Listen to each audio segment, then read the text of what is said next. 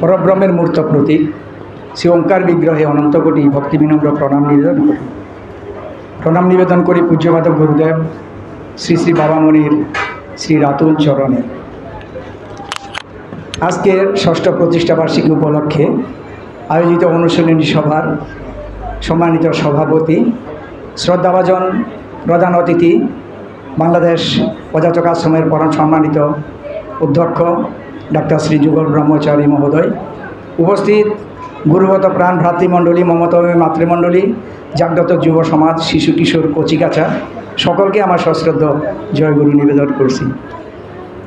শুধু সজ্জন মণ্ডলী, আমার বলার কিছু নেই, যা বলার আমার পূর্ববর্তী বক্তা শ্রদ্ধা স্বপনদা বলছেন যে আমাদের অনেক বছরের যে একটা মনোবাসনা, আমরা একটা জায়গা কিনব, একটা আশ্রম হবে, মন্দির হবে, এখানে আমরা নিজেদের আধ্যাত্মিক কার্যক্রম বাবামণির আদর্শ আমরা চালিয়ে যাব।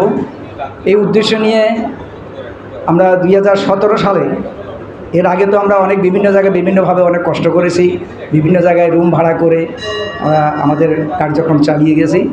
2017 সালে আমাদের সেই একটা সুযোগ এসেছে এই জায়গাটা ক্রয় করার।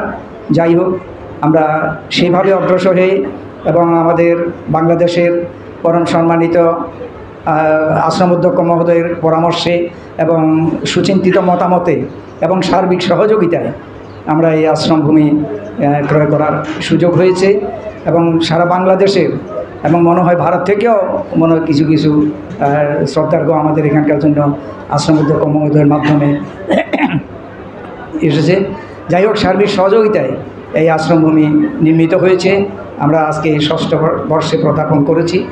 শুধু সজ্জনরী এক্ষণে আমার মনে পড়ে আমাদের প্রয়াত শ্রদ্ধা লায়ন শ্রী মনোরঞ্জন নাথ, ইনি, তারপরে আছেন আমাদের সাবেক সভাপতি শ্রী সন্তোষ চন্দ্র রায় মহোদয়, আছেন আমাদের পরীক্ষা হিসাব নিরীক্ষক শ্রী মৃণাল কান্তিনাথ মহোদয় এবং আরও অনেকে আছেন যারা গত হয়েছেন। ওনাদেরও সার্বিক চেষ্টা প্রচেষ্টা ইত্যাদি ছিল, সহযোগিতা ছিল। কাজেই এক্ষণে যারা গত হয়েছেন ওনাদের আত্মার আভ্যুদয়িক উন্নতি হোক এই প্রার্থনা করি। শুধু সজ্জন মণ্ডলী, আমি বক্তব্য রাখবো না, আমরা শুনবো। আজকে আমাদের আশ্রম অধ্যক্ষ মহোদয় আসছেন, ওনার নিকট থেকে আমাদের যে বিভিন্ন যার যার কোনো প্রশ্ন যাই থাকে, কোনো কিছু জিজ্ঞাসা থাকে আপনারা প্রশ্ন করবেন, উনি আপনাদেরকে সন্তোষজনক উত্তর প্রদান করে আপনারা সেভাবে নিজেদেরকে গঠন করবেন, এই আশাবাদ আমি ব্যক্ত করছি।